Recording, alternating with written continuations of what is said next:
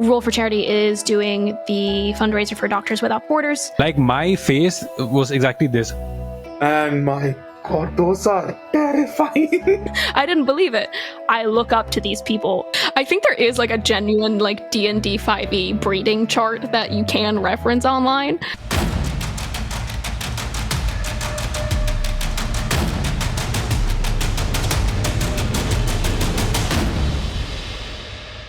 Hello. Welcome back to yet another episode of the Infinite Tavern podcast.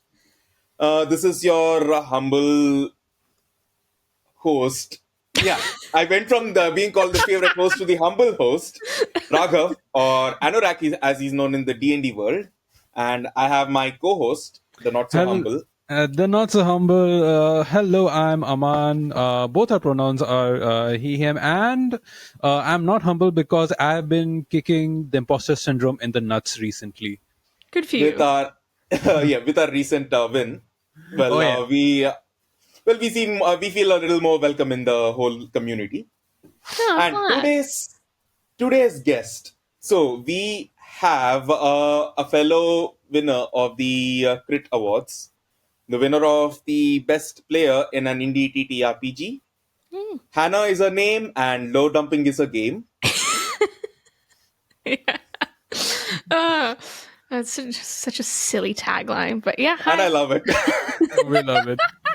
Welcome, Hannah, to the Infinite Tavern podcast. Thanks for having me. This is sick, guys. So if you could just tell us about yourself and how you got into TTRPGs in the first place. Goodness. Hi, I'm Hannah Harper. I go by Hannah Plays D&D online and literally everywhere. And I got into TTRPGs because I was really bored during COVID. I was 17. There was no Wi-Fi in my house. And I was like, I don't really know what to do. And my dad suggested, hey, why don't you take a look at this old book that I have? And it was like D&D 1. It was like the old BX. OG First version. edition. Yeah. And I flicked through it and I went, I don't like this. And then I put it away. And then 3 months later, I was really, really bored. And I came across Fantasy High Dimension 20's first campaign, and I fell in love with it, and I thought it was sick. I ended up forcing my siblings to play with me, and it went terribly. And here I am 3-4 years later, and I now do it for a living.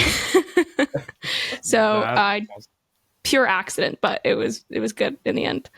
That is great, though. It's very similar to our stories as well. Really? I started out 3 years ago itself, right after COVID. Oh, sick! And I also tested it out on my cousins. Yep. Which actually went horribly, and then I tested it out on my friends, which went a little better, and then it was all just an uphill snowballed. battle.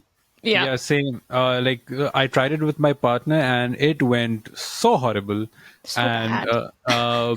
And then you know what? Let me just play in some US servers, see what the hullabaloo is all about, and it went fairly better. Then again, a positive chart ever since then, thankfully. Yeah, I put on a single session for a group of my friends to start off with. We had one session. I wrote a full campaign. I was so enthusiastic. I was like, I'm building maps. I'm building minis. They got there, they played it, and we never played again because none of them wanted to do it. That was like my first thing. I was like, I still have the campaign somewhere of just like my terrible maps drawn in like a sketchbook with crayons. So terrible. Uphill battles. I created a 72-slide PowerPoint presentation to get my friends into the game. Oh, that's so cute. I love the enthusiasm for it, though. That's commitment. That was my first time. I was trying to explain everything to them. I just explained what the dice are, what they do, what you do, how your character is created, what races are there, what classes are there, all of those. Yes. And I didn't have any knowledge to start with. So I started out as a DM, and I thought, I watched Community and Big Bang Theory, and I thought only the DM rolls dice. Yep. So I used to roll all their dice. Fabulous. Yeah, I remember very distinctly. I made a character. My big villain was something called Ymik the Conqueror. It was a big old troll, and he sprouted a third arm out of his belly button, and that was like the big gimmick. And I remember very distinctly all of my siblings cackling over this because I thought it was going to be terrifying. I was like, this third arm emerges, and they're like, "Excuse me." It was not quite as intimidating as I initially intended. So just trial and error, guys. Trial and error.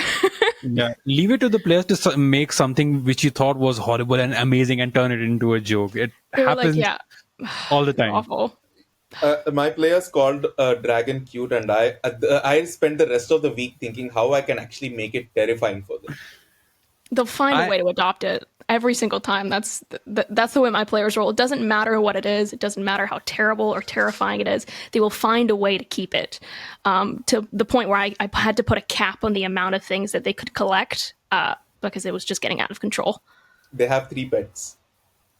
Goodness me. 2 of them are dragons. 2? Damn. No, I respect yeah. that. So in one of my games, what happened was I play an OSE game called Dolmenwood, and with my players, and I was doing a one shot for a different bunch of players, and in the woods they came across this huge, like 60-foot long, like 20-foot high, sort of snake-like dragon. And I thought it was going to be terrifying, and like they're going to be terrified, and they just started calling it Dumb Slug. And I'm like, where do I go from here? No, you can't. You can't win. I remember very distinctly. I had this horrible eldritch puppet monster, and it was like stealing people and basically encasing them in wood, right, and puppeting their bodies around like a village. And all they referred to this woman, this eldritch being, as was Puppet Mommy. Like Puppet Mommy was coming in town. Puppet Mommy was doing her thing, and I was like, I can't make this scary if you're flirting with her in this manner. She's literally a demon, and they're like, she's thick though, and you're like, stop. It's your fault for making it thick. Yeah. It's my fault for making her thick. That was, you know what? I'll take that. That one's on me. What I do in my campaigns is I find the hottest art ever and use them on NPCs. So every single NPC they find is hot as fuck. Oh man, no, I respect, because they're gonna flirt with it anyways. So you may as well give them something to flirt with. I respect that. Yeah. There's this one time when I brought in this one terrifying monster that I thought was terrifying. He's called the Ringmaster. He controlled this entire circus where he just kidnapped people. He has these killer clowns everywhere, and all of that. They just cast whole person on him and whacked the shit out of him, humiliated him, and there was nothing I could do there. Yeah, you can't win that. That's rough. No, but the amount of times that my plans have been foiled by very small things that I didn't think of, like literally cantrips completely unraveling everything. It's happened a million times. It's been a nightmare. It's also its fault of Raghav, because he allows like homebrew races, homebrew homebrew magic, homebrew spells, which is great. But yeah, I have been at fault because I have done that and I didn't think it through. And they were like, "Hey, can I use this?" And I was like, "Yeah, sure." But then during the game, I was like, "You know what? No. No, I need to put a stop." I allowed a homebrew cantrip called Summon Chair in my current campaign. Okay. Okay. My bard uses it. A bard character in my campaign, he uses it. It's Summon Chair. He just summons a chair and sits on it. No one else can sit on it. Only he can sit on it, and he sits on it. That's it. Nothing else. He just does it to prove a point. I need this. Please send me this spell. Because honestly, that combination, like if you did a bard like Barian and you did a Tavern brawler and you had them like improvise weapons, Summon Chair would be OP. That's all I'm saying. It'd be super good. Hit him with a chair. That'd be great. That's good.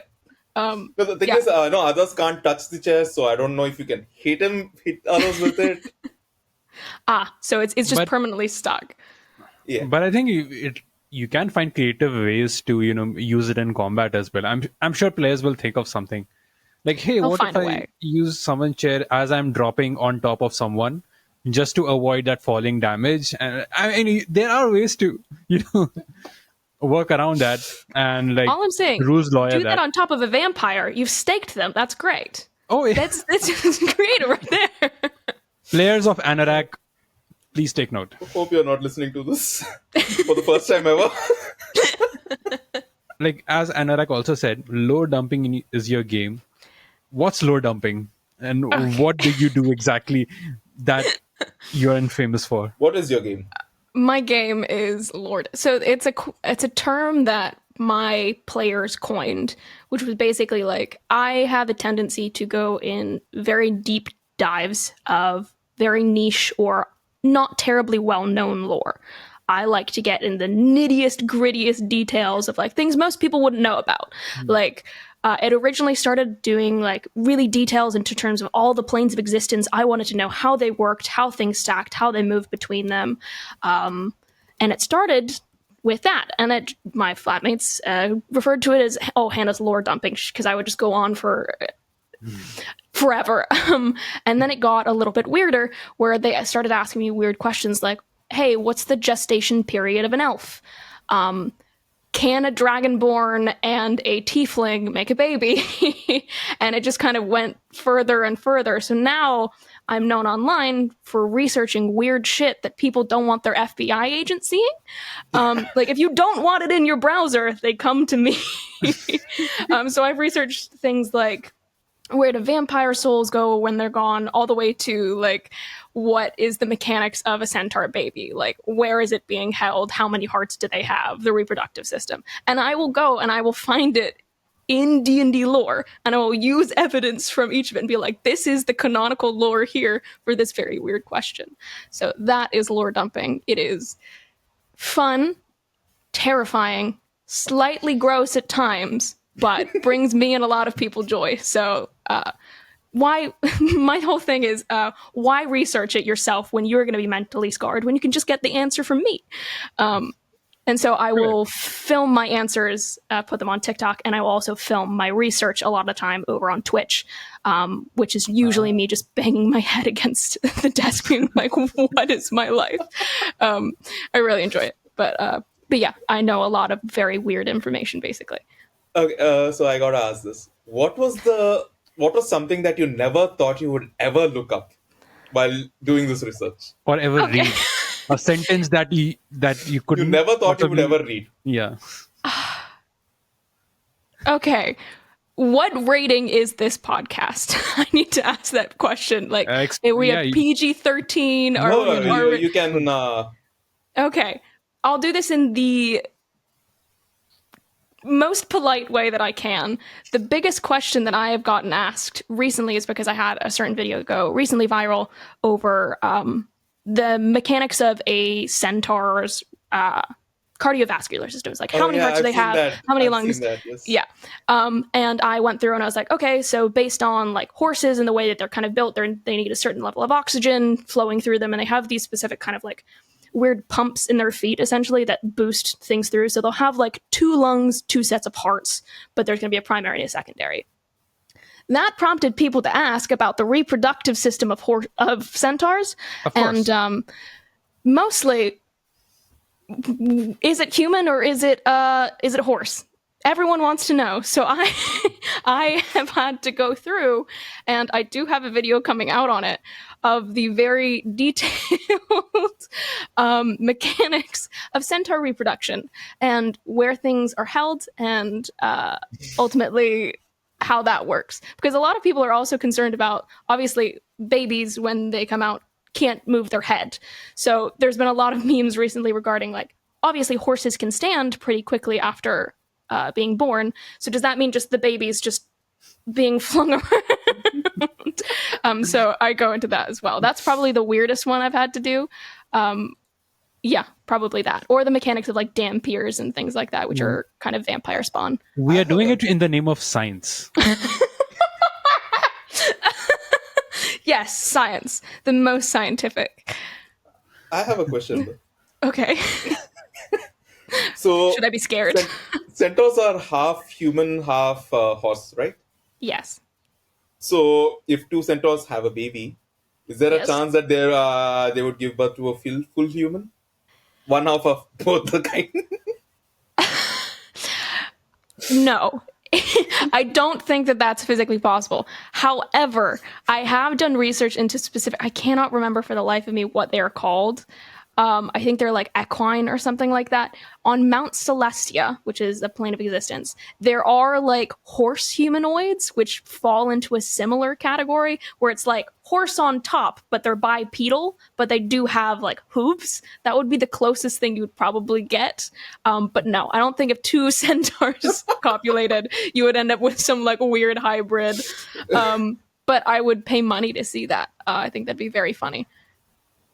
I mean, I read this. I read a similar thing about a mermaid, and I was it a minotaur or somebody like what Yeah. what will that baby look like? Again, people, we are doing this in the name of science. In the name of science, of course. Exactly. Of We course. need to have answers. I think there is like a genuine like D&D 5e breeding chart that you can reference online. So I don't think Minotaur. I think, you know what? Money on it, you could definitely get like a Minotaur mermaid. I'm gonna say yes. 3 words: D&D breeding chart is not something that was in the bingo card for this year. For me. Well, I'm in the name of science, as it's In the already name been of science. established. In the name of science. I'm totally not looking that up right now. You have to get the extended edition, to be clear. There's an extended edition. There's my research is I'm telling you, my research has ended me up in weird sections of the internet. People want to know, and that's okay. I'm happy to feed people's curiosity. Since again, you have all of these platforms where you do like you do short form videos on TikTok, then you have your Twitch where you stream. I'm sure you do have a YouTube as well, right? I don't. Everyone's been telling me you I need should. to. So come October, that is a larger plan where I will do longer video essays for Lore Dump.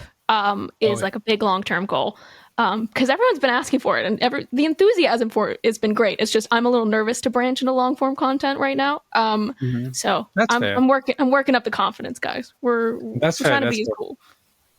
I mean, I follow a lot of D&D creators, as you must do too. As like one of my favorites is like Bob World Builder and Yeah. Dungeon Masterpiece, Dungeon Craft. All of these guys. Yeah. I love Jeannie D. Obviously, I mean, she goes without Of saying. course. I got to meet her at Gen Con, and she's a really nice person as well. She's so sweet. It was really, really cool.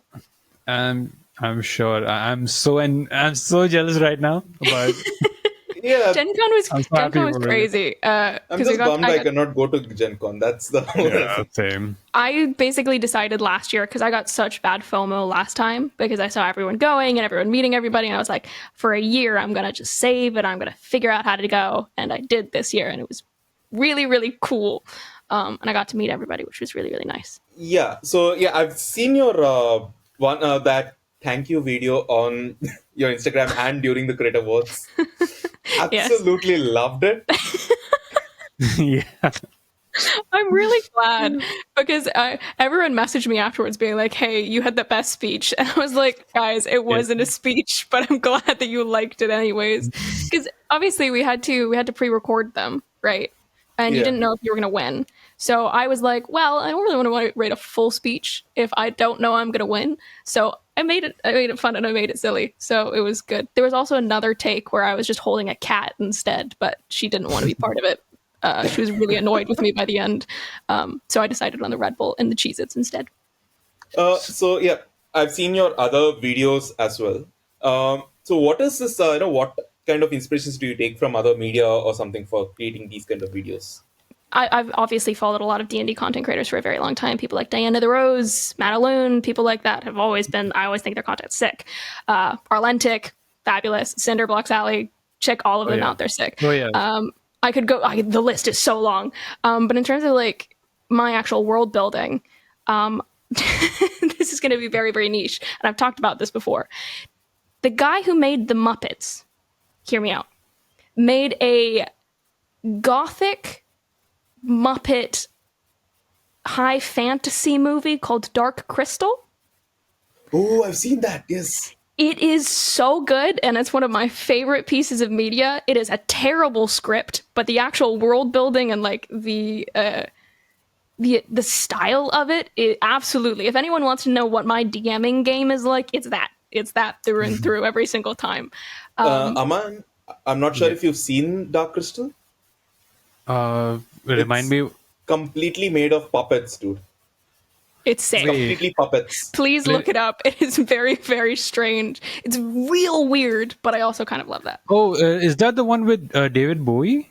No, so that's Labyrinth. That's the same guy. It's the same kind of Okay. style, but imagine Okay. like high fantasy war Okay. between aliens. I haven't checked it out. I need to then. I need It to check it out. is so strange, but I absolutely love it. It's I like haven't very. seen the sequel though. The Netflix did a Yeah, remake of the it. remake or a sequel. I'm not sure if it is a sequel. I have not I- seen that one. I think it's the before of like how the Skeksis prequel, get okay. there. A prequel. I think it is. I think it actually goes through the full storyline to like where they get to, like where everyone's gone. I've watched part of it. I didn't like it. That's my big take. I liked the original. I'm an OG girly. But things like that, I loved Labyrinth. I loved Pan's Labyrinth, the other one, the Guillermo del Toro. I love that kind of like kind of creepy, kind of whimsical vibe. That helps me in my content creation a lot because the one thing about this Dark Crystal that I really loved is that in the background of every single scene and in the transition between all of them, there are hundreds of little critters. Like they put so much effort into the background of this movie, and I like to build my worlds like that. Every single time, it doesn't matter whether it's a single room. There will be 100 Easter eggs in here that have nothing to do with the plot, just because I like the way that people interact with them. I used to watch this thing called the Cabinet of Curiosities. Guillermo yeah. del Toro's itself. Yes, yes. I think it came out like last year or something. No, I think last year or 2 years ago. But I use that for most of my Call of Cthulhu games. I And they recently started reading those rules, and they're sick. It's They are so so good. good. Mentioned that you now doing this full time. What was that? How was that like transition from like TTRPGs as a hobby to now actually as a career as you're doing it? Yeah, it was What terrifying. was it like? It was so scary because you're just starting out playing in your basement with a couple of mates at the dinner table using like the salt and pepper as your BBEG, and then all of a sudden you're in these big games with these big people, and like you're at the same party with a ton of people that you've looked up to your entire life, and you have to go up to them and be like, "Hi, I'm Hannah." It's terrifying, but I've had a really great experience in terms of, at least now, in the space of people are super welcoming. Like, I don't know what it is about TTRPGs in general, but the content creator community here and the people who do this are so happy to have you. If you're enthusiastic, they want you there. And so that's been really, really great. In terms of the transition to professional, that was absolutely scary because I didn't do it for a year post like getting larger, because I'm very, very cagey when it comes to my homebrew. It's my baby. And you don't want somebody Yeah. taking a look at it and being like, here's what's all wrong with it, which is why I tend to not post videos regarding my own homebrew or my world at all, because I don't want people taking a look at it. It's like, it's mine. You don't have to do it. But recently I started bringing people into one-shots and things like that. And people have really, really enjoyed it. And it's been really great. Because people are really enthusiastic to be there. And that's the one thing that I've really enjoyed about DMing professionally now is you used to bring people in and they're kind of apathetic to what you're giving them. They're like, oh, this is a nice thing that you're doing. It's great to be here. Cool. Some people are really enthusiastic, but you kind of get a mixed bag. If somebody is hiring you to do something, they want you and they want to be there, which has meant that people are so welcoming and so happy and like give tons of background info and are just like super happy to be there and just like want to engage with every bit that you give them. And it's been really nice. And I'm DMing for the first time online. I'm putting it out in November because I'm going with Roll for Charity has an event on, and I'm doing a Call of Cthulhu thing, which is supposed to be Jumanji inspired, and that'll be the first one that I publish online, like recorded for people to see. So stay tuned for that. Is amazing. Yeah. Jumanji based Call of Cthulhu. Damn. I haven't thought of that. Yeah, that is so good. Thank It you. actually makes a lot of sense. It actually makes a lot of sense It does. It to does. have a because they were Jumanji basically based- they were basically like, hey, we're doing this Roll for Charity thing. Everyone's picking big like 90s blockbusters, and then you pick the TTRPG system to go with it. And I was like, what do I do? And obviously Jumanji is one of my favorites from that kind of period, and I was like, you know what would work really well? Eldritch Chaos. And so I'm really excited for it. You do, DM on Start Playing as well, right? Yeah, I do. A lot of that is on break through September because I'm moving, but it'll pick back up come October time. But yeah, Because I try to DM on that as well. It's kind of tough, with the timings and everything. I found myself DMing at 5:30 in the morning. Yeah. Me too. It's part of the reason why I'm moving is I've been on British Standard because I live in Edinburgh. And so I was, anytime I record an AP, anytime I record on anything. So like my CRiT Award stuff, it was filmed at 5 a.m. for me, which you can see the kind of delirium slowly hit over time. So I'm very excited to not have to do that anymore. But yeah, I usually DM about midnight till 5 is the general, which is... No, I start at 5, so I need to stay awake Yeah. the whole night. Oh, goodness me, no. So even if I'm on any AP or anything, like I have to either sleep way early or stay awake the entire night to be able to make it. Yep. Just to make, and then I'm just chugging coffee. I have to stay awake.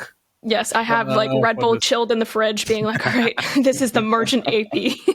Start playing games, like just starting out on that. It was so scary. My first game on that, the players, they were playing from the 60s, and I was a newbie DM. And that was so intimidating just to be in their presence. Yep. And it became worse when one of them just fell asleep during the game. I didn't know what to make of it. That's terrible. I've had a player do that. That's fine. I could hear him snoring through the mic. Oh my God, that's terrible. Oh, no, I've never had that. I've had that experience once where somebody fell asleep, but it was my mom and she didn't understand the game anyways. So I let her slide. But that's terrible. Oh my God. But now it is going really good. I get players almost every week. I run this thing called the Infinite Tavern, which seems to be having a lot of demand. Yeah, he made this a name one shot in itself, the Infinite Tavern, which is getting popular. It's a tavern you cannot leave. You try to leave, but you cannot. Hence the Infinite Tavern. Exactly. Yeah. Yeah. That sounds sick. That's really cool. So I'm realizing that it's very much like Hotel California. Eagles, please do not copyright strike this podcast. So many people notorious have for this. that out, but you'll realize it really late. Yeah, I'm kind of no, I'm not slow. Another thing that I got really interested in, and I saw that you were also affiliated with it, because it's something that I thought of investing in. I'm thinking of investing in is Fantasy Plus. Yeah. Can you talk to us a little more about it? Yeah. I don't in any way like represent the company. But I shot them a message earlier today being like, hey, is it chill if I like talk about this? And they're like, yeah, for sure. Talk about it. And I was like, okay. So Fantasy Plus is a software that basically provides D&D ambience. It's like HBO level. I'm talking like hundreds upon hundreds of songs these guys wrote for just copyright free usage of like, go for it. Build your games and do it better, because there are a few. I'm a big fan of that, like, because in my games I'll always cultivate a playlist. Like there's always music going because I feel like it's like one of those things that just helps people get into character. Yeah. It really like builds suspense. It builds tension in a way that few things can. And so they were like, hey, we see a gap in the market in terms of people needing music. Use ours. And so it's a software online. I think the Kickstarter will be done by the time this podcast comes out, but right now they have a Kickstarter on. where they've been running the beta for the last 2-3 years, and they're finally revamping it for like. I think they've reached a whole bunch of stretch goals. They now have like a Discord integration and like a desktop client of all this stuff, where you're basically going to be able to easily use all of their music, all of their kind of like sound effects as well. So they have like a whole bunch of like magic effects and like melee sounds and like monster noises and all these things, that they were just like, hey, which is great. They gave me access to the library. I've really been enjoying it. I make a point not to like talk about things on my channel or on anyone else's channel that I don't personally use. I personally use this, and it's been really sick. And it's just these two guys. They're real nice as well, which we love a family business. But yeah, I think they're really, really sick, and I can't wait to see the full thing. Yeah, I'm looking at their page right now, and this one looks really good. I mean, currently I just use YouTube for my ambience, but this is Yeah. Yeah, so that became a running joke in my campaign because I also use YouTube. But every single time the advertisements would come up, we used to pretend there was a small Warforge with like an advertisement that would run by, and we would all just say "fucking Warforge." It became a running bit, but it does get real tedious when you're like in the middle of a dramatic monologue, and all of a sudden there's like Grammarly.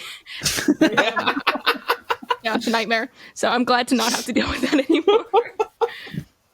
Oh, that's completely fair. And one other thing that I always come across is, especially during streaming, and especially if you're trying to upload a stream that you did on Twitch or wherever, or even on Discord, you recorded and you're trying to upload on YouTube, they're very quick to copyright. Yes, all of the music is copyright free. So that's safe for streamers, safe for AP people. Oh, yeah. That's the reason like it's great for me. Yes, that's like a huge thing for us. Like I also stream. So like you said, Hannah, like you were afraid of like putting out your own homebrew stuff. So I'm currently in the middle of writing my sort of India inspired Eldritch horror campaign setting. Really? Yeah, that's really cool. So like 1930s India, 1940s India inspired like Eldritch horror campaign setting, and we are actually doing a stream. I think it will be going on by the time this comes out. Supported by Chaosium. We're doing it on Pastis Tables. Thank you. And so like I do that, and I usually put out music and songs, in the background. And like one of my videos on YouTube got taken down because somebody, like, it was a fantasy music, like I put it on background, so like everybody, whenever they are watching my streams, and I write my campaign setting on stream, like people are like seeing how I'm building the world from like the ground up, and it got taken down on YouTube, and I was so devastated. It wasn't a strike, thankfully. It wasn't a strike, but they requested it to be taken down, like Caesar desist or whatever it is, and I'm like, that sucks. The pain. Yeah. So like, yeah, fantasy plus having that, like, you like all copyright free, DMC free, or whatever it is called, that's going to be huge for the AP community, especially for the indie creators. Yeah, I'm with you. But also, when you finish that setting, I would love to see it, because that's absolutely. Yeah. People have already there's this actual play studio called Pantsless Tables, run by Steve. They do a lot of charity streams as well. So a person was running their Candle Obscura mini series, and they asked like, "Hey, can I use your city? Can I use your setting to reference something in my thing?" And I'm like, dude, that's the dream. Go for it. My stuff should exist canonically in other people's setting as well. That's gonna be huge. That's huge. Really cool. So yeah, I'm like absolutely like excited to hear about that. You also are getting more open about your homebrew setting, because again, I realize that hesitation because it's our baby, and like please don't judge us. All of us have a homebrew setting. Raghav has his accent.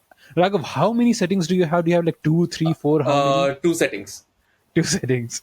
I think it's 2 settings. The second one I'm actually still developing it for my next campaign. That's really cool. So let me tell you, this madman runs like 3 or 4 campaigns a week. Goodness me, that's what I hope to do one day. Fingers crossed I can do it. I think I get tired. Oh no, I can never get tired of D&D. True. I just run 3 campaigns. One of them is Curse of Strahd, so Oh, nice. that's one less thing to worry about because I've Oh run yeah. Curse of Strahd twice before, Yeah. and two of them are set in my homebrew world of Axeldon, 500 years apart. So whatever happens in the Wednesday campaign may or may not affect the things in the Friday campaign. That's really cool. That's the So way That's a I smart way. that's the way I run my I have a pirate campaign. And all of my campaigns are different ships, and so if one ship does something, when the next session goes, the other ship will feel the effect of it in some capacity, which is really cool. And I have a big bulletin board with all of the like newsletters that get passed around about what notorious pirate gang is doing what, but it's actually just them doing different things, which is really fun. It's a cute way for people to have like those mementos and see each other across the way, which I like. I think that's a cool mechanic. what I am currently developing is a campaign setting based where gods are divided into multiple tiers, and the middle tier of gods are fighting amongst each other to for one of them to attain elder godhood, and they're using their own children, the demigods, as their armies and all of that. That's And really the cool. players are just collateral damage who have to go find to seek revenge. That's a sick idea. That's a sick idea. That's really cool. So I'm Um, developing the entire thing. I created the elder gods, so I'm developing the middle tier now. I don't know what to call them, so I just call them the middle tier right now. And I need to develop the demigods and then go into the geography and the history, the arcane lore, all of that. There's a lot to do. there's few things I love more than a pantheon. I always do like high pantheon campaigns where the gods are constantly involved in the workings of the people below. So that's one of my favorite things. It's why on my channel I'm a big lover of clerics, clerics and warlocks. Immediately I'm like, yes, I love you. I think you're great. Fair enough. Because I like integrating that storyline immediately. Same with things with paladins, but paladins can kind of go either way in terms of gods. I was just saying this yesterday. If it's a cleric, it's a religion. If it's a warlock, it's a cult. Uh, Yeah. No, we had a whole discussion, and this one just suddenly popped into my head, and I had to say it. If you're a cleric, you're in a religion. If you're a warlock, you're in a cult. Yeah, a little bit. No, it's actually fair. it's a running joke amongst people on my Twitch that I am actually an eldritch deity of knowledge. And so anytime I've changed it on my Twitch to be like, if anybody subs, if anyone cheers or doesn't, it's like blank made a pact, blank sold their soul. I've done all of that because we ended up doing a big homebrew for like pact to the lore keeper is what they called it. For all it was like, yeah, you give me your soul, I give you lore dumping, which has been fun. So yeah, I'm with you. But what's a little D&D cult every now and then? It's kind of fun. Yeah, we have Yeah. our own cult called the Infinite Tavern. Yeah, We just trap them inside.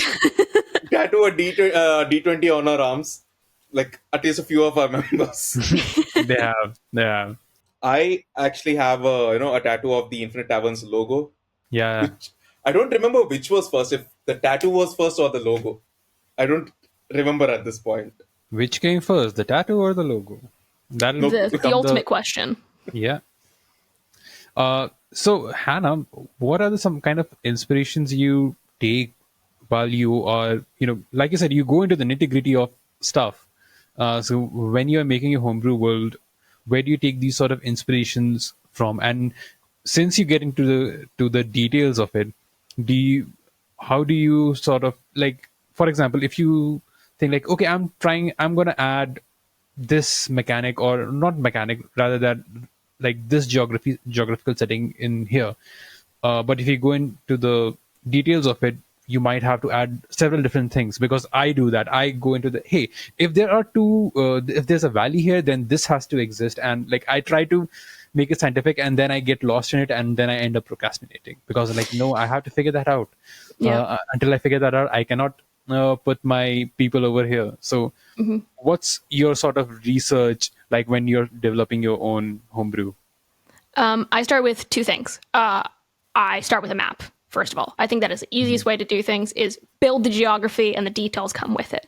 Like if there is a mountain here and there are two things on either side, immediately there's a conflict, there's a rift between those. What does that mean for the people there? I think that is the easiest way to do anything. It gives you like a basic layout of how people will be interacting within the world and how people within the world outside the PCs interact with each other. And then, as I said before, I'm a big believer in pantheons. I think those are sick. If you can start at the very, very beginning of your world, you've automatically made it more flushed out than a lot of people. If you know how your land came to be in a world of gods and men, I don't know why we kind of push that under the rug a little bit a lot of the time. We're like, how did this island become here? What do these people believe in and what gods reside here? Like, immediately you're getting morals, you're getting values, you're getting customs, you're getting themes and motifs from this kind of god in that particular sector. Find a city, find a town, apply either a patron or a god or something along those lines, and automatically you're getting a hell of a lot more detailed than a lot of people would. That's always where I start. I think it's an easy way. It's always super cool, and it always has terrible consequences for the players, which is always great. So yeah, that's usually where I go to. It's sort of an top-down approach, which I'm really glad you talked about, because that's something that I do as well. I start at like the very beginning. How did this universe came to be? At first, there was nothing, and then something, and then I go from there, and then go for okay. Now we come to this bar where these two people are talking. And like that's the sort of journey I take. It takes a lot of work for me, while I'm doing that. But in the end, while I'm running it, it just feels more natural to talk about it with the players. Like I feel more confident when talking about the world itself. And that's like, hey, what's the world like? I'm like, hey, this is the world that your character's inhabiting. I mean, that's what I feel, and I really like that approach. I'm glad you talked about it. Yeah, I think, especially in terms of like, I always say this is one of the reasons I started doing Lore Dump and why I started talking about the planes of existence, because I think everyone should know this information. And I don't know why we don't as D&D players. If you know how your world is oriented, you know how it works, and you know how things interact. And then you can immediately go through and be like, hey, I actually want to change that little thing, which changes the whole world in itself and gives you a whole bunch of information of like how things work, how the afterlife works, how people perceive it, and that changes how they conduct themselves in their day-to-day. And I think it's great. I think it's a great way to start. So yeah, no, I completely agree. Have you checked out the latest Player's Handbook? I'm sure you have. Do you have? I have. I've also heard a lot of controversy regarding it. Oh yeah. Everyone's up in arms. I don't like what they did to paladins, I gotta say. Oh yeah. No, I just keep telling my players, I just feel that the new edition, 2024 edition is like the new 4E of D&D. Yeah. It's just bad. They also did a lot of stuff where they just added the things that people had been doing for years and was like, we came up with it. And you're like, no, you didn't. We've been running that homebrew for They've already made years. a change. They've already made a change on D&D Beyond. They now call races species. Yes, I heard that as well. I know that they changed like Divine Smite to a spell, like a bonus action spell as well, which I was like, why? For what purpose? They like tanked druids as well. I was like, I was not thrilled with it. There were certain things that I thought were cool. Like, I saw a video recently where like paladins can now like summon ethereal horses, which I think is cool. But also, why do they need to summon ethereal horses? Yeah, I mean, like, it's cool, but it's like of all the things you could have picked to do, you decided to absolutely destroy Divine Smite, but you gave us horses instead. So you're like, if we can choose our creatures, then that's a different thing. Can we choose our creatures? I don't know. Or is it horses? I thought it was just horses. I'd have to whip out my handbook and take a look at it again. But did you like the handbook? Did you like the update? I haven't. I've just seen what is out there in the wild. I haven't bought it or anything yet because of reasons. I'm happy with what I have. Yeah. I think I agree. I'm like, it's almost like if you are upgrading from like from an iPhone to the next year's version of iPhone. It's like that. I'm like, I don't really need it. Yeah. I'm happy with what I have. So it's sort of like that. But another thing, but I do love all the art that they have made. That's just on a cosmetic level. I love the art, and in fact, a funny thing happened today. So there's this there's this controversy, not controversy. It's not even. It's a non-issue. Okay. That there were tacos and sushi in one of the artworks, and people were all up in like somebody was all up in arms about it. That tacos and sushi, they've added it. They're taking D&D away from us, something like that. Somebody, a gatekeeper, was really getting mad about it. Right. So I just, people were obviously a very positive response from like I would say the better side of the TTRPG community. Like, hey, it's nothing. It's a non-issue. Yeah. It's like, So you're I like, just chill. So I just went like screw just tacos and sushi. I want D&D to include biryani, kebab, paneer butter masala, samosa, jalebi, chole bhature, gulab jamun, idli, dosa, uttam. And like I listed all the foods that I love, and everybody's like, yeah, like hell yeah, why not? If you're playing in a make believe world, Why wouldn't you just have delicious food? if you're playing unrealistic things, if you're playing like why? It must be unrealistic. Yeah. So one of like somebody quoted. I won't name them because like naming him is just giving them more power. Somebody just quoted. Well, somebody said, "Shitlib's obsession with ethnic slop is genuinely unhealthy. First, they use it to justify mass immigration, and now this." And I'm like, how do you even? How do you get there? What the fuck? No. That is such a leap. Some people, I had this experience actually over the last couple days. I had a video get on the wrong side of the D&D community. And the D&D community, when they don't like something, will let you they hate know. And it's always a particular demographic of person. I don't need to name it. We all know who it is. Where I posted a video being like, hey, it was a playing on a joke for the new like Epic Saga song where I made a joke being like, hey, don't drop random lore in the middle of a session. It was like my POV as a DM and your player randomly puts information that you didn't know was part of their character in the middle of a session. You just kind of have to react to it. And I was like, hey, maybe don't do that. It was essentially the roundabout way of what the video was attempting to do. And everyone was getting real pressed in the comments, being like, well, if I'm an improv style DM and I could have handled it perfectly fine. And I was like, that's not the point. You don't get it. And I got death threats over it. They're being like, I hope you get hit by a bus. You're such a shit God. DM. And you're like, it's D&D. Chill. Deep breath. It's a, like, I know we all love the game. It's a game. Chill. It's still a but it's still a game. But no, I'm with you. Sometimes they get up in arms over basically fuck all. I've seen these videos on YouTube that go into these D&D horror stories. And my God, those are terrifying. Those are, yeah, it's not fun. Do you have any terrifying D&D horror stories? I don't have an experience, but I do remember a lot of stories from there. Yeah. But yeah, like just rounding that point off, like I did post it on Twitter. So I'm not on Twitter for that reason. I'm like, yeah, I mean, Twitter is a breeding ground for, Yeah. so, well, the best I can do is, block him. I don't need that kind of negativity in my life. Yeah. Let me have sushi and tacos in my D&D. Screw y'all.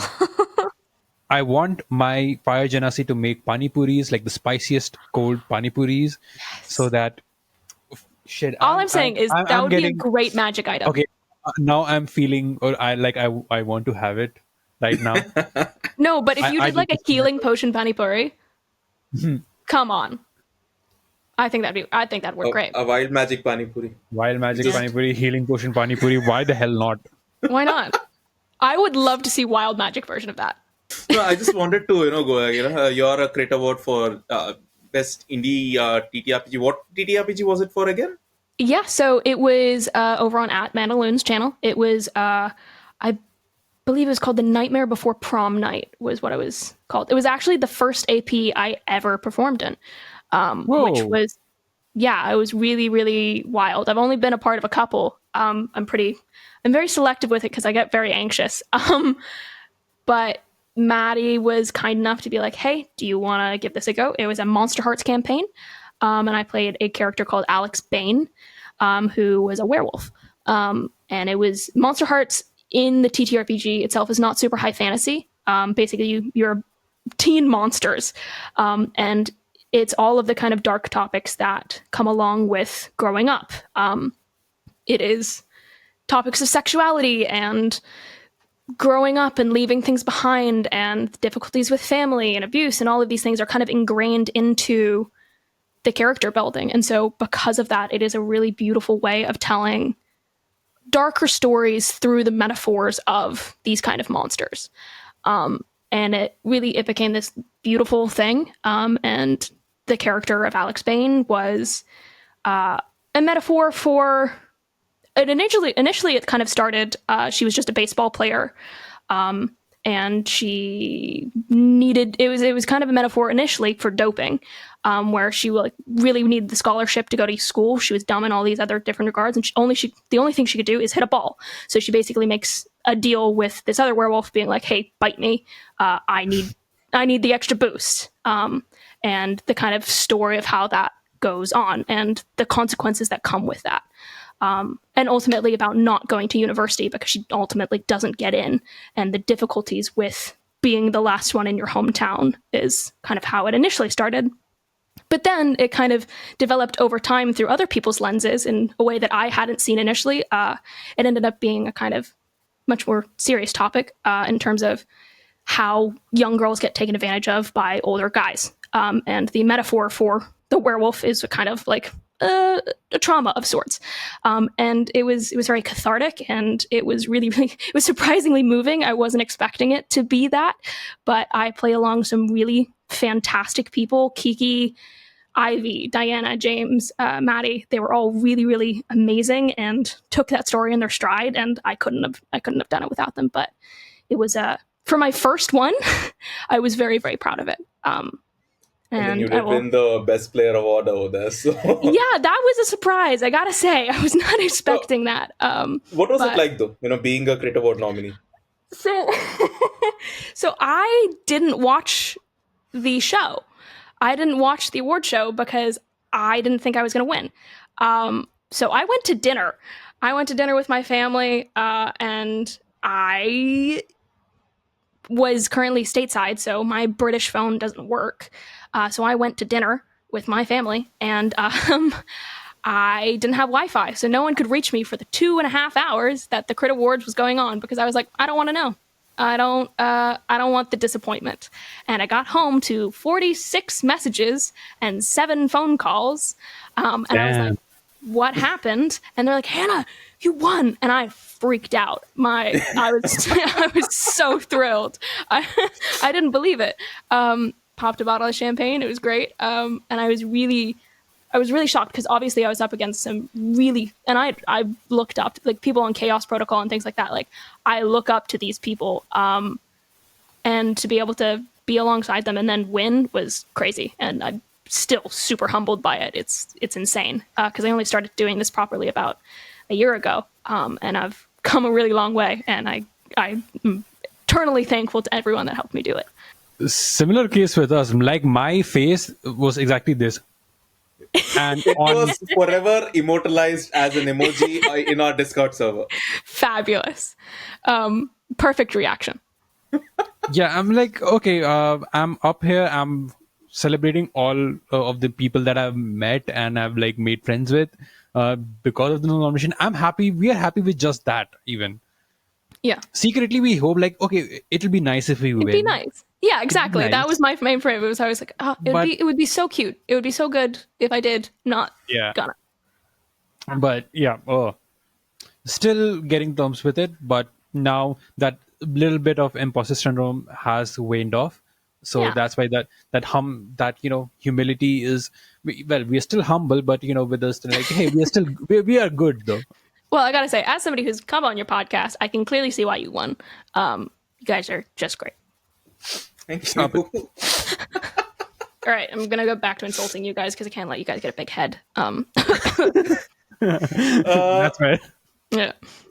The thing is, we got a lot of exposure to the rest of the world of TTRPG. Till Yeah. the creator was, we were like limited to only the Indian side of the TTRPG community. I, for one thought, the others wouldn't be as welcoming as the Indians were to us.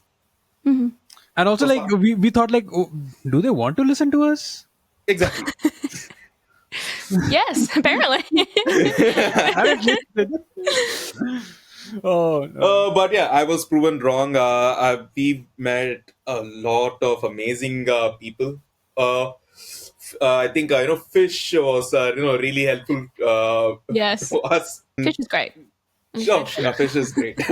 So yeah, we are talking to as many people as we can in the around the whole world, and it's actually really fun. We are getting to know as like every single point of view from every single content creator out there. That's what the TTRPG community needs, is just a little bit more interaction crossover. And I've seen that happen. I mean, of all places, like, Twitter has really helped us get in touch with a lot of people, as well as Discord. Obviously, Oh, yeah. Discord is a great way to like connect with people as long as they're willing to speak. Uh, so yeah, that is awesome. Hannah, I also wanted to know again. Your handle everywhere is Hannah plays D&D. What's your non D&D favorite game? In terms of TTRPGs, Yes. Yes. that's like asking me to pick my favorite child. Yeah. I love Everybody has a favorite TTRPGs. child. Let me be clear. You have a favorite child. I gotta call my mom. Okay, Monsterhearts will always have a special place in my heart.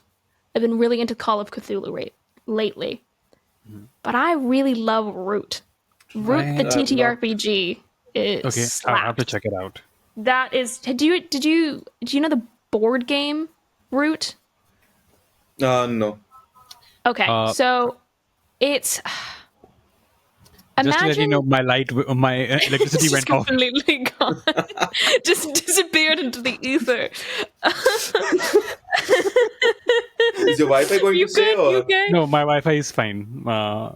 It runs on its own battery, so that we're good there. Okay. I forgot what I was saying. Imagine Game of Thrones meets Woodland Creatures. That's what Root is. Ooh, Oh wow, that is so good. I gotta look It's it up. so good. gotta check it I out. really like it. But I think my favorite one overall, the one that I've used the most, that I consistently use and people enjoy, is a Continue. little DIY. Is Kids on Brooms. I love Oh, Kids I on love Brooms. it so much. Yeah, it's a good system. Kids on Brooms, Kids on Bike, I think is just so different from Dungeons and Dragons, but done in a very accessible, simple way. I think it's great. Kids in Capes has been announced in the Yeah, recent he game. did a Kickstarter for Yeah. kids on Interesting. Capes. And Magic and Misfits Season 2 is coming out on Dimension 2. I know, I'm so excited. I absolutely adored season 1, so I'm very excited for season 2. Kids in Capes is something that I'm waiting for, just Oh. because I could run something set in Sky High. Yes. Oh my god. I love that classic. movie. It's I so love good. that movie, and I just want to run something set in that one. Let me know when you do that. Oh yeah, absolutely. Yeah.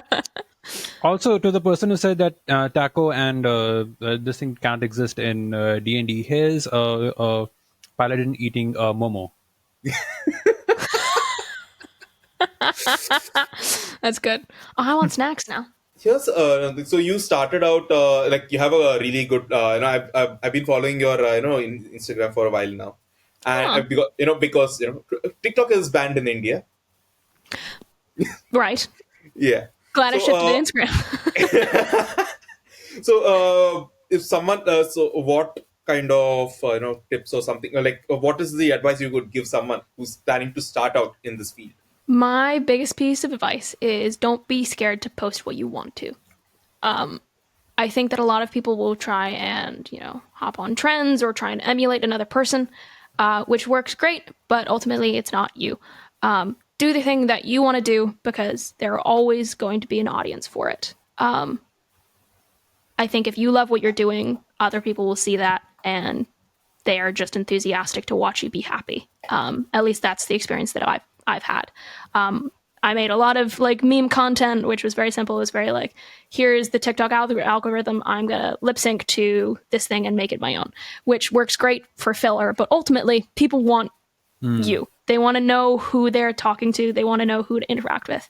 And also, don't get too big for your britches, because sending a message back to somebody that's just asking about D&D, I know a lot of big content creators don't do it. I personally try to get back to as many people as I can. I can't always do it. But ultimately, people in the D&D community just want to talk about D&D, and sometimes giving them the time of the day it makes their day, and that's a great thing if you can do that.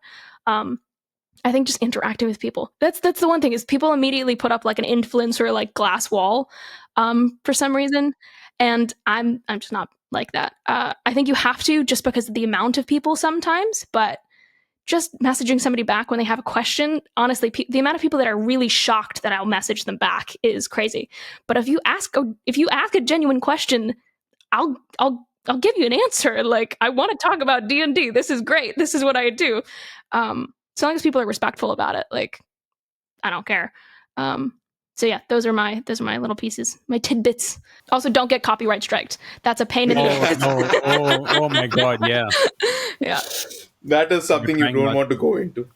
Oh, definitely not. We're not. We can't hire.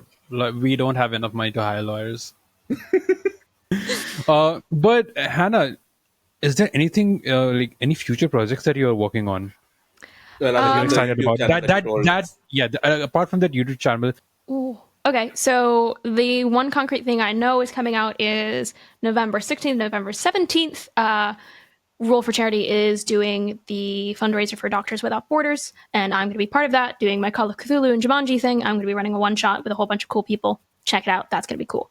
Additionally, over on Start Playing, if this comes out at the end of September, beginning of October, I should be starting to pick up back up there. I'll be running a series of campaigns, so if you want to join, you want to come hang out, find me there. I'm also available for private hire, and I have a couple of those things going on soon. I also have a candle coming out. I got approached recently. I have a candle. It's so silly. Somebody was like, hey, I make D&D related candles. Do you want to make one with me? And I said, yes, I do. So it might be around the time of this coming out that it will actually be available. We'll see. I think it's going to be really silly. I'm basically making it into the idea is I'm going to basically make it into a magic item, and it's going to have a whole bunch of stuff on it. I think it's going to be cool. But yeah, that's a silly project I've got going. I love collecting scented candles, actually. Me too. Me fucking too. I love that. And this one's going to be very earthy and library scented, fresh parchment. That's what I have right now. Yes! Library scented candle. That's perfect for you. And then I'm going to be starting running a couple of games of my own over on my Twitch. But besides that, I'm keeping it pretty chill over the next little while. I'm moving to New York, so you can catch me at PAX East and Gen Con next year. So I'm going to be doing a hell of a lot more because I can run on EST and I don't have to be up until 5 a.m. now, which I'm very thankful for. But mostly I'm just really enjoying making content and bringing joy to people in whatever way I can. Moving on, Amaan, do you have any other questions that you want to ask? Just wanted to do a little of this, a little of that, a little bit of D&D would you rather, or D&D this or that. Oh yeah. Oh, okay. Would you rather? Oh yeah. That's a good one. All right. Am I going to have to provide evidence for this? Oh no. For my answers? I just have to whip out my book. Your thesis. My dissertation on D&D, guys. Your tome of understanding. Nice. So, first question. Hannah plays D&D. That's me. If you had to pick between clerics and warlocks, who would you pick? That's cruel. That's just mean. But the drama. I think that warlocks start off with drama, but clerics always end up with drama, if that makes sense. That's very diplomatic. I like the arc that most clerics have with their god. So I'm going to pick clerics, but warlocks are a very close second. Would you rather still play 5e or have a complete overhaul of the rules, but which you would feel would make it way better? You're trying to kill me? Look, if it's going to get better, it's going to get better. The problem is I don't want to play a new game that people aren't going to learn. And I think a lot of people are very comfortable with the rules as they are and are perfectly happy with them. I also think that what would be way better for me isn't going to be way better for a lot of people. And so sticking with 5e in its morphability is a good thing. So I'm going to stick with regular 5e. Would you rather play one specific ancestry or species for the entire rest of your playing career, or have your ancestry change every session? So pick a favorite or Right. change it every session. That's so difficult. I know, we asked the difficult questions on the Infinite Tavern. This is proper journalism, guys. We're getting to the real nitty-gritty issues here. I am a big dwarf girly. Like, I love dwarves. I think they're sick. I think they're the best in all of the D&D species. I think they're so cool, and anyone who says otherwise hates short people. And as a short person myself, screw you. But also, I do like dabbling with a changeling every once in a while. I love being able to change it around and seeing the different stats move and all of the different cultural difficulties that come with playing all these different places and all these different people and all of the things combining. So I think that restricting yourself to one isn't good for storytelling. I think that everyone needs to branch out every once in a while, even if they don't want to, because you'll be surprised what you find. So I guess, so I'll pick the changes every once in a while. Yeah, you know what? You can actually hit two birds with one stone if you pick the favorite as changeling, and you could change your ancestry every session at your will. So, like, yeah, that's true. I could always just, I'm gonna cheat the system and pick changeling. Screw you. Yeah, that's what we're gonna rules lawyer this shit. I mean, what are you gonna do? Tell me no? I've out DM'd you. What you gonna do? Them's the rules. Yeah, I think that's it. See, the whole ploy was for these line of questions to find out what are Hannah's favorite children. Dwarf clerics every time. War domain dwarf clerics. They're my favorite. Here's one. Would you rather be a chosen one for an evil deity, or the forgotten pawn of a good deity? Oh, that's so sad. I'm always the chosen one of an evil deity. Another evil. I am never a good cleric. Like, there is no world in which I play a character who is good. No, this has actually become a running thing where people bring me on their podcast just to kill other people off. That if I'm coming on your podcast, there is at least a 70% chance I'm there to just nix one of your players. You get started in my campaign. Sure. Yeah, absolutely. It's become like I always go on and I'm always a secret evil baddie. That's what people want me to do, and I love it. But also that's me in campaigns as well, as I always play a chaotic neutral or chaotic evil. I hate to say this, I've actually been hired to come on here and take you out from this podcast as well. Oh. Apologies. Who did that? I'm actually behind your curtain. Surprise. But no, I think being the chosen one of an evil person is always a great idea. But I think there is a beauty and a quiet beauty in being a forgotten one of a good deity. If anybody who listens to The Heart as a Dungeon is listening, pick Hannah. Because I listen to this other podcast. I'm plugging in another podcast because I love them. The Heart as a Dungeon. They put out the most beautiful yet sad, but still very beautiful episodes and stories out. So another thing for you to check out, Hannah, if you like something like that. And Beautiful sound design, amazing sound Yes. design. They won the CRiT award Great. for sound design. Oh, sick. Yeah, so Yeah, another no. thing that worth checking out. Yeah, come message me. I'd love to do something like that. We are done. The session is over, and the clerics have won. Hannah's There's going to one. jump out from behind the curtains and kill us now. So Yes, this is the but last only episode. after the cameras go off. Yeah. Can't have me on Ready, camera. ready your death saving throws, everyone. Yeah, Yes. this is the last episode, guys. So it's Grab been your an honor. It's been real. It's been real, guys. But yeah, Hannah, again, thank you so much for coming on. It was so fun talking to you, talking like Yeah, goofing I'm out so over all glad. these things. Thank you so much for agreeing to do this. Yeah, of course. It's been really, really cool. You guys are sick. I can see why you guys got best host because you guys work swimmingly. Stop it. It's okay. I'm just buttering you up before I next you. It's fine. Okay. Amaan is going to have a field day with the editing. With the editing, oh yeah, definitely. It's gonna be fun. Lots of memes. So many memes. All right. So that was Hannah, everyone. So if you want, you can just check her out on Instagram or TikTok. It's Hannah Plays D&D. On Hannah Twitch is as a well. name and D&D is a game. I guess Load Load Dumping Dumping is a game. Load Dumping is a game. There you go. All right then. So until the next week, may your rolls be great. Awesome. I guess. Yeah, may your rolls be awesome.